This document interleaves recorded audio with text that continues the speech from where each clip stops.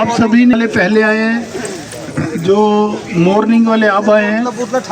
अभी आपसे पहले भी बात कही थी, मैं दोहरा रहा हूँ कि आप सभी साथियों ने जितनी संख्या में पहले भी थे अब भी हैं, एक बात प्रूव कर दी है, पीजे एडमिनिस्ट्रेशन को बढ़ा दी है कि कुत्तों के भौंकने से शेर जो है ना, शेरनियाँ वो डरा नहीं करते। तो ये तो बात पहली बात क्लियर हो। मैं दोबारा से बता देता हूँ शॉर्ट में, और फिर हमने जो फैसला लिया है उसको डेट फिक्स करेंगे अपनी जेएसी में मीटिंग में। हमारी 5 डिमांड थी, 5 डिमांड में पक्के कर, तो मैं अब कह ही रहा हूँ कि अब बहुत कम समय की बात है, वो तो खुशखबरी भगवान देगा ही, क्योंकि अभी तो हमसे भी आगे निकल गई सुप्रीम कोर्ट। अब वो ठेकेदारी की नोटिफिकेशन वो सब के बाद ही उन्होंने कह दिया धंधा ही बंद करो, सबको पक्का बैक डेट से रेगुलर पे भी दो, सब दो। वो तो बहुत दूर तक मसला चला गया, तो उसमें बहुत जल्दी खुशखबरी आएगी जैसे ही हमारी 1-2 पेशी में उसकी सुनवाई पूरी हो जाती है। अभी जो हम दोबारा मैदान में आए हैं, पहले हम डिप्टी चीफ लेबर कमिश्नर के यहाँ से जितनी देर लड़े उसमें 46 करोड़ आए, 30 करोड़ आए, कुछ मिल गए, कुछ रह गए, कुछ अगले पैसे ड्यू हो गए। तो आज हमारे 90 करोड़ रुपए से थोड़ा ज़्यादा ही ड्यू हैं। 90 करोड़ रुपए में चाहे सैनिटेशन सुपरवाइज़र है, जो NHE के लोग हैं, संगरूर के लोग हैं, ऊना के लोग हैं, 3.5 करोड़ तो उनके हैं। 13 जनवरी 2024 से जो अब नोटिफिकेशन आ गई है कि बेसिक प्लस DA मिले, लगभग उसका 45 से 50 करोड़ है। तो 50 और 3.5 53 हो गया। जो हमारा 20% पैसा 46 करोड़ में से रोका हुआ है वो 9 करोड़ है। जो 30 करोड़ में से 20% भी रोका हुआ है और कुछ ठेकेदार ने रोका हुआ है 9-10 करोड़ वो है। तो ये सारा मिला के हमारा जो है 9-9 18 और 45 और 3, तो ये 65 करोड़ रुपए के करीब ये है।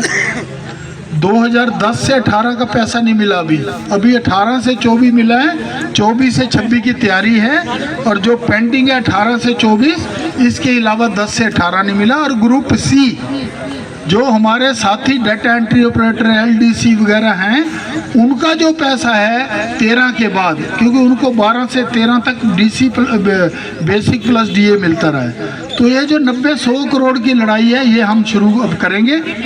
और उसके साथ साथ जो सभी बहनों को मैटरनिटी लीव मिलनी थी, जिनको मिलनी थी, और जिनको बीमारी और उसके लिए ट्रीटमेंट का सारा खर्चा मिलना था, उसमें इन्होंने हमें लिख के दिया था कि हमसे गलती हो गई है, वो टेंडर एक्सीडेंट का बीमा हो गया है, गलती से उसको हम ठीक कर रहे हैं। लेकिन ठीक करते करते इतने महीने लगा दिए कि हमारे कितने साथी चल बसे और कितने बेचारे, कोई 32 में दाखिल पड़ा। रोज़ खबर आती है, एक साथी अभी राजेश है, इमरजेंसी में से स्टंट डला है उसको। ऐसे हर आदमी कैसे वो जिंदगी में कहाँ से पैसा ला रहा है, क्या कर रहा है, उसकी जिंदगी में क्या बन रहा है, सिर्फ उसकी बात नहीं, उसके परिवार की भी बात है। तो ये जो महत्वपूर्ण मुद्दा है उसको भी लेके बैठेंगे। और जो 2 साल से बोनस नहीं मिला, इस साल का और पिछले साल का, वो भी हमारा मुद्दा है। और 2 मुद्दे ऐड करने हैं ताकि जो ये भ्रष्ट नेता है इनकी दुकानदारी बंद करनी है, बहुत हो गया गुंडागर्दी इनकी। नंबर 1 मुद्दा है कि जो रिलीवर बेचारे 8-8 साल से रखे हैं और बाहर से पक्के बंदे ला रहे हैं, इसको बंद करना है। उसके लिए हमने चारों यूनियन को बोल दिया कि अपने अपने यूनियन में फैसला ले लो और ये मुद्दा ज्वाइंट एक्शन कमेटी को दो। तो जिसका भी बंदा रखा जाए, किसी का भी अगर पक्का बाहर से आया तो हम एजिटेशन करेंगे, उसके बंदे को रखो जो रिलीवर है, नंबर 1। नंबर 2, जो साथी को किसी को गलत विक्टिमाइज करके नौकरी से निकाला, अगर वो चोर उचक्का या उसकी कोई गलती नहीं है, गुंडागर्दी की उसके साथ, और उसको निकाल के अपने चाचे भतीजे को भर्ती करना है तो उसको बंद करेंगे। अगर ये 2 डिमांडों पे हमारी चारों यूनियन, वैसे अभी प्रभात जी कहेंगे कि हम तैयार हैं, 1-2 दिन में चिट्ठी दे देंगे, ऐसे सिक्योरिटी वालों को बोल रहे हैं, ऐसे इलेक्ट्रिक वालों को बोलेंगे, और ऐसे ही हमारे किचन स्टाफ जो है, चाहे उनकी यूनियन नहीं है, वो अपने सारे एक प्लेन पेज पे सारे साइन करके देंगे कि हाँ हम भी इसमें साथ हैं। जब ये 2 डिमांडें भी हमारे पास आ जाएंगी जेएसी की, तो हमारे को कानूनी तौर पे हक हो जाएगा उस लड़ाई लड़ने के लिए। अभी हम उसके लिए हकदार नहीं हैं, लेकिन ऐसी चीज़ें नहीं लड़ेंगे जो भी हमारे बोला जी वो बंदे निकाल दिए, उसके खिलाफ FIR थी, वो चोर उचक्के, कोई वो काम नहीं हम कर सकते भाई, वो काम करने वाले और हैं। और 6 महीने से मैं कह रहा था कि रिलीवर वाली प्रॉब्लम को सुनो, लेकिन जितने करप्ट भ्रष्ट आदमी हैं वो सुनना नहीं चाहते। वो चाहते कि वो मरने दो, इधर 2-3 लाख रुपए मिल के नया बंदे भर्ती करेंगे। ये गुंडागर्दी बंद जैसी कराएगी अगर आप इसमें सारा साथ दो, सारी यूनियन साथ दो। क्योंकि जेएसी जो है वो कोई रजिस्टर्ड यूनियन नहीं है, वो सबकी आवाज़ है। आप 5 यूनियन की एक आवाज़ है कि पांचों जाके टेंट लगाए कि हमारे पैसे दो जी, हमें बोनस दो जी। पांचों क्यों लगाए हुए? पांचों इकट्ठे हो गए एक लगाए, जब मांग एक है। सबकी मांग है कि बेसिक प्लस डीए मेरा मिले, सबकी मांग है पक्का हो, सबकी मांग है बोनस हो, सबकी मांग है कि हमें मेडिकल फैसिलिटी मिले। तो उसके लिए जॉइंट एक्शन कमेटी है, तो 2 डिमांडें ये करेंगे। तो अब ये 90 करोड़ और ये 2 डिमांडें ऐड होंगी, बोनस और मेडिकल फैसिलिटीज़। इसके लिए आज की मीटिंग में फैसला ये किया है कि यहीं पर वहाँ पर वो अगले ग्राउंड में जो इससे पीछे मकानों के पीछे बैंक के साथ जहाँ पहले भूख हड़ताल रखी थी, वहाँ पर 9 से 5 कितने बंदे बैठेंगे, 2, 4, 3, वो हम मीटिंग में फैसला करेंगे। अब किस तारीख से शुरू होगा वो कुछ दिनों में आपको पीजे को नोटिस दे देंगे। हम कम से कम 10-15 दिन का उनको नोटिस देंगे, 1-2 दिन में अपनी मीटिंग करेंगे। उसमें कौन कौन बंदा बैठे, पहली बात, क्योंकि ये धर्म युद्ध है, इसमें आहुति देनी है। कोई तो अगर बैठेगा अपनी छुट्टी लेगा 1 दिन की, कोई रिलीवर है आज ड्यूटी नहीं चढ़ा, फ्री है 9 से 5, वो भी त्याग कर सकता है।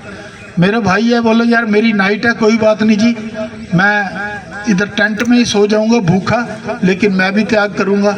और कोई साथी है कि नहीं जी मैं तो छुट्टी लेके ही बैठूंगा। तो हमने इस लड़ी को आगे बढ़ाना है और ये बात भी हमने की है। बीड़ी की तरह ये तो नहीं कहते कि सारे पैसे खाते में आ जाएंगे तभी हटेंगे। वो बीड़ी की हालत आपने देख ही लिए, क्या हालत कर दी है और कैसे वो चमचागिरी कर रहे हैं। शर्म आती है उनको नेता कहते हैं। वैसे तो नेता इलेक्टेड नहीं है कि यूनियन बनाई थी वो बना के बैठ ही गए ऊपर, उसके इलेक्शन नहीं कराते। उनको पता है प्रशासन ही कहता होगा भाई कंजर इलेक्शन ना करें, तू चला गया तो फिर हमारी सुनेगा कौन। तो ये भी बड़ी अंदर चालें होती है, तो इसलिए भी इलेक्शन कई बारी नहीं होते। उनको पता है हार नहीं है, तो फिर आगे संजीव या कोई बना या प्रभात बना या कोई बना, वो सुनेगा कि नहीं सुनेगा। तो ये प्रशासन कभी भी अपना दाव जो है खेलने नहीं देती। तो हम वो टेंट ये तो जेएसी में फैसला करेंगे और आपको बताएंगे कि जो ये हमारी डिमांडें हैं, इन डिमांडों में से एरियर है, जो कुछ है, अगर उनमें से एक भी चीज़ कोई बढ़ती है, कोई चीज़ शुरुआत होती है, तभी टेंट उठेगा। जब तक इन डिमांडों में से शुरुआत नहीं होगी उठेगा नहीं। ये नहीं मैं कह रहा कि सारा कुछ आ जाएगा तभी। कभी क्या होता है कि प्रशासन जब लाइन पे आ जाता है ना, फिर बातें सब ठीक हो जाती है। बस सिर्फ एक लाइन पे लाना है। लाइन पे कब आएंगे? जब उनको पता कि ये जाग रहे हैं, सोए नहीं है। तुम सो सकते हो, हम नहीं सो सकते। और एक और बात, हाथ खड़े करके बताओ, क्या हमने उनको कोई कर्जा देना है? बताओ, कोई हाथ खड़े नहीं देना, हमने लेना ही यार। हमारे डर दिखाते जी वीडियो बना देंगे, फलाना बना देंगे। बोलो अभी डायरेक्टर ऑफिस चलता हूँ मैं, बनाओ मेरी वीडियो। कहाँ चलना है बोलो? एस्मा है ना, हड़ताल नहीं करनी। एस्मा का भी इलाज मैं बताया, अभी दोबारा बता दूं। एस्मा का मैंने आरटीआई लगाया है। सबसे पहले पता चला है कि पीजे ने एस्मा लगाने की कोई चिट्ठी नहीं लिखी। बताओ, चंडीगढ़ प्रशासन के धुएं उड़े पड़े। मैं कह रहा हूँ जी वो चिट्ठी दो जिसमें पीजे ने कहा एस्मा लगाओ। चिट्ठी नहीं है, दोनों पार्टियां चिट्ठी नहीं दे पा रही। तो एस्मा की एक हालत तो ये है। एक हालत मैंने पहले लिखी भी थी, यहाँ भी रिपीट कर देता हूँ। जो हरियाणा का एस्मा हमारे ऊपर लगाया, जो यूटी ने, वो 4 नंबर क्लॉज में लगाया, रूल नंबर 4 में। उसका रूल 6 क्या कहता है कि एस्मा तो आप लगा रहे हो, अगर सरकार ने कुछ उनका वेतन बढ़ाया है या पास किया है, वो वेतन देना पड़ेगा। अगर वेतन नहीं दिया तो डायरेक्टर को जेल होगी। तो वो हमने लिख के दिया कि रूल 6 के मुताबिक एस्मा के हमारा पैसा दो। तो एस्मा ऑलमोस्ट खत्म है, इसका इलाज हम चल रहा है, थोड़ा सा उसमें इंतजार करना है। पहली बात तो पीजे ने चिट्ठी नहीं लिखी एस्मा लगाओ, और दूसरी अगर एस्मा लगा है तो जिसने एस्मा लगाया उसकी ड्यूटी है कि रूल 6 के मुताबिक जो पैसा हमारा सैंक्शनड है उनको हमने दे दी सारी नोटिंग, गवर्नर साहब को सारी नोटिफिकेशन भेज दी हैं कि ये हमारा पैसा है। अभी आपने देखा होगा एक चिट्ठी मैंने और लिखी थी, पहली बार, ये पहली बार हुआ है, डीजीपी ने पीजे के डायरेक्टर को लिखा है। वो चिट्ठी क्या थी? इससे पिछली एसएफसी में 20 नवंबर 2024 को आपको पक्का करने के लिए 3282 पोस्टें सैंक्शन होने गई थी। हम बहुत नेड़े पहुंच चुके थे उस समय, हाई कोर्ट के कहने पे एजेंडा गया था। पीजे ने उसमें एक हेरा फेरी करी, लिख दिया कि इनको जब पक्का करेंगे तो 40 करोड़ रुपया खर्च आएगा हर साल। ये झूठ था। 40 करोड़ कैसे निकाला कि हम इनको डीसी रेट दे रहे हैं? भाई 18 से तो हमें बेसिक प्लस डीए मिल रहा है, पक्के में से बेसिक प्लस डीए घटाना था, घटा दिया डीसी रेट। तो जब मैंने रिकैलकुलेट करके भेजा कि एसएफसी को लिखा दोबारा एसएफसी करो, इसमें तो सिर्फ 10 करोड़ रुपए इन्वॉल्व है, और 10 करोड़ भी कैसे? आप कितनी जीएसटी और ये ऊपर के खर्चे करते हैं और नकली एबसेंटें लगती हैं, सब जो धंधा चल रहा है, ये तो 10 करोड़ उसमें कुछ भी नहीं है। और तीसरी बात, 4500 परिवारों में या 3282 ही लगा लो फिलहाल, अगर 3282 के घर में रेगुलर की जोत जल जाए तो 10 करोड़ रुपए क्या चीज है सर साल की? कुछ भी नहीं है इस देश के लिए। जहां पर कोई मंत्री आता है ना, 2-4 करोड़ का तो साला टेंट लग जाता है। एक रैली करते ना कोई मंत्री ऑफिशियल आके यही उद्घाटन करने आ जाए किसी चीज का, पता नहीं रोज कितने करते होंगे। 3282 घरों में अगर रेगुलर की जोत जल जाती तो 10 करोड़ रुपए क्या चीज है? तो मैंने एक चिट्ठी लिखी कि ये दोबारा रिकंसीडर करो, 40 करोड़ नहीं है, सिर्फ 10 करोड़ है। तो पहली बार इतिहास में यार डीजीपी है, चंडीगढ़ एडमिनिस्ट्रेशन डायरेक्टर को लिखा है कि इसको ध्यान से देखो इस डिमांड को। तो मसला हमारा ठीक चल रहा है। सारी जगह बीडी प्रधान नहीं बैठे, बिकाऊ माल हर जगह नहीं है। ऐसे बिकाऊ मालों से मत डरो। आपकी संख्या बढ़ने की ढेर है। मैं दावे से कहता हूं आप ही कल बताओगे कि बाबूजी वो तो बैठना ही नहीं पड़ेगा, तो फाइल चल पड़ी हमारे एरिया की। अभी देखना 2-4 दिन में चोर में क्या दम है जिसने हमारा देना है। चोर आदमी को हमेशा डर रहता है, भाई पुलिस आ गई पकड़ेगी, नारे मारेंगे तो हमारे हड़ताल भी करते कोई पता नहीं। क्योंकि जो एस्मा का मैं सारी कर रहा हूँ कहानी, जब इसकी दूरी पहुंचेगी तो हड़ताल भी कर दे। जब रूल एस्मा का 6 मानना ही नहीं तो काहे का एस्मा भाई? जब हम नोटिस देंगे हड़ताल का लिख देंगे, या तो 6 रूल में पैसे दिलवा दो, नहीं तो एस्मा खत्म है। और पहली बात है पीजे की चिट्ठी दिखाओ कहाँ है कि पीजे ने कहा एस्मा लगाओ। पीजे ने एक चिट्ठी लिखी कि सिर्फ जैसे 1968 में पीजे को पहचान कर रखा था कि कभी जरूरत पड़े एस्मा तो लग सके, अभी हमें एसेंशियल सर्विस डिक्लेयर कर दो रूल 3 में। और वहाँ के पुलिस के होम डिपार्टमेंट के एक बाबू ने, बेवकूफ़ ने, ये भी साथ लिख दिया कि 6 महीने के लिए लगा ही देते, जैसे कोई ड्रामा हो रहा है, 6 महीने के लगा ही देते। कोई शौक फैल रखे, ना कोई हड़ताल का नोटिस। बिजली डिपार्टमेंट में एस्मा लगा था, क्यों लगा था? उन्होंने हड़ताल का नोटिस दिया था जब प्राइवेट हो रही थी। अभी भी लगा था, दोबारा भी, अभी थोड़े दिन पहले भी। जब हड़ताल का नोटिस होता है तब एस्मा लगता है। वो सिर्फ एक बाबू, अब उनको इतनी शर्म आ रही है कि आरटीए में जवाब नहीं आ रहा, भाई एस्मा लग कैसे गया? एक और भी बता दूं, आरटीए में जो पता चला, एस्मा लगाने की इन्होंने पास तो जुलाई में कर लिया, 6-7 जुलाई। चंडीगढ़ में एस्टिमेट को पता है कि एस्मा की ना तो रिक्वेस्ट है ना कुछ है, हम कैसे करें? वो इंतज़ार कर रहे थे। जो हाई कोर्ट में 6-7 केस चल रहे थे, पीजे प्रशासन की हालत में आहिस्ता आहिस्ता आपको बताऊंगा। 1968 से कह रहे थे कि पीजे में एस्मा लगा हुआ है। चंडीगढ़ एडमिनिस्ट्रेशन ने सोचा अभी ये नोटिफिकेशन रोक के रखो, अभी तो हाई कोर्ट में केस है, देखते हैं हाई कोर्ट क्या कहती है। हाई कोर्ट ने ज्वाइंट एक्शन कमेटी का झंडा गाड़ दिया, डिक्लेयर कर दिया कि पीजीआई में 68 से जो बकवास कर रही है पीजीआई, ये एस्मा लगा हुआ, कोई एस्मा नहीं है, ये डिक्लेयर कर दिया 7 अगस्त को। जब पीजीआई के सारे केस डिसमिस किए ना, 33 बंदों पे एक्शन लो जी, एस्मा लगा हुआ है, फलाना लगा हुआ है, ढींगड़ा लगा हुआ है, वो सारे केस डिसमिस। और हाई कोर्ट ने डिक्लेयर कर दिया कोई एस्मा नहीं है। जब हाई कोर्ट ने 7 को डिक्लेयर किया, 11 तारीख को उस आर्डर की कॉपी आई, तब इन हरामियों ने एस्मा लगा दिया उसी 11 को हाई कोर्ट का आर्डर आया कि कोई एस्मा नहीं है। इनको डर लगा कि ये 90 करोड़ और पक्के के लिए पता नहीं कल ही ना हड़ताल कर दे, फटाफट एस्मा, चिट्ठी कोई नहीं है। तो ये सब कुछ आरटीए में चल रहा है, वो बातें अलग है, वो मेरा काम है, हमारी टीम का काम है, वो हम करते रहते हैं, उसकी चिंता ना करो।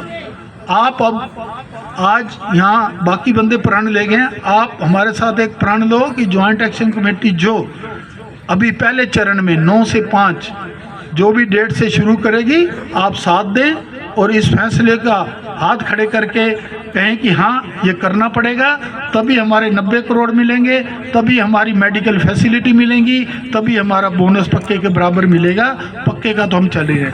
जो साथी ज्वाइंट एक्शन कमेटी जिंदाबाद, तो जो त्याग करेंगे अपना मन बना लें, जो भी वो डेट देंगे कि भाई मैं इस तारीख को बैठ सकता हूँ भूख हड़ताल पे 9 से 5, शाम को उनको जूस और हाथ डाल के फिर विदा करेंगे, फिर अगले दिन फिर दोबारा बैठेंगे और ये कार्रवाई चलती रहेगी। डरना नहीं है, मैं आपको बता रहा हूँ। ये जो डरा रहे हैं बस उनके पास और कुछ है ही नहीं, इसके सिवाय कुछ नहीं है। हर आदमी आज के जमाने में किसी का कुछ देना यही है, सोचता किसी तरीके कोई ऐसा बहाना मिल जाए मुझे इसका पैसा उधार देना ही ना पड़े। हमारे तो खून पसीने की कमाई है, हम ये कमा चुके हैं, एडवांस नहीं मांग रहे हैं। हम कोई एडवांस नहीं मांग रहे हैं कि हमारी तनख्वाह बढ़नी है और पहले ही दे दो, ये कमा चुके हैं, मंथली अलग से मिलनी है, हमारे पे कोई एहसान नहीं कर रहा। एक गुंडागर्दी कर ली थी, मेरे ऊपर 1.5 साल बैन लगवा लिया, उस बैन में भी कोई फायदा नहीं है। उसी बैन में हम बहुत कुछ ले गए।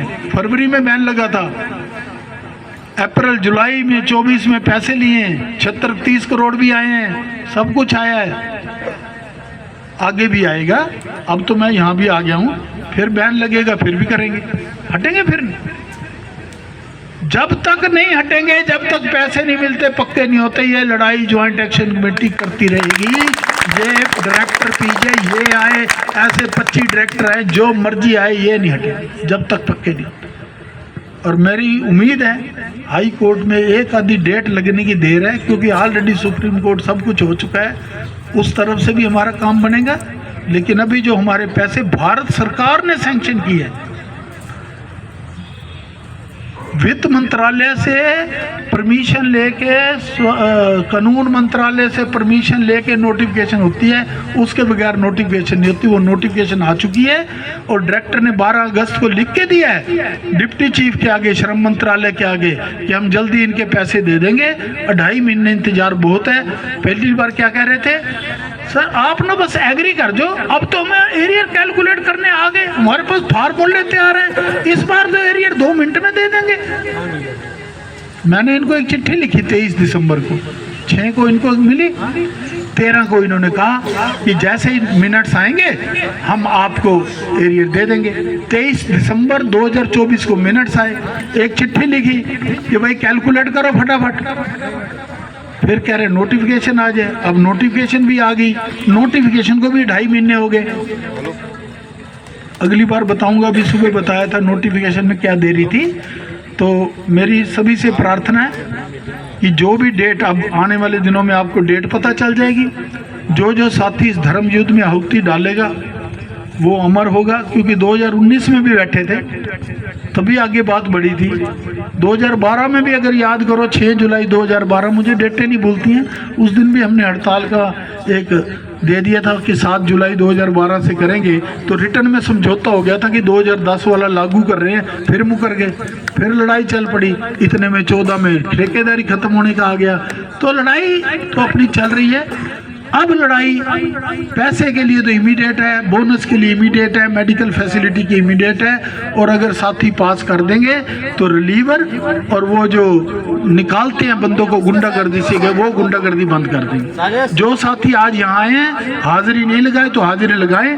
इस हाजिरी का इतना ही पर्पस है कि इतने सैकड़ों लोग आज हमारे पास आए हैं और हमने सबने मिल के फैसला किया है। इसकी चिट्ठी 2-4 रोज में डायरेक्टर को देंगे, जेएसी में बैठ के डेटे फिक्स करेंगे, जगह वही फिक्स है, वहां पर 9 से 5 रोज अपना प्रोटेस्ट करेंगे, नारे मारेंगे, भूख हड़ताल करेंगे और वहां करेंगे।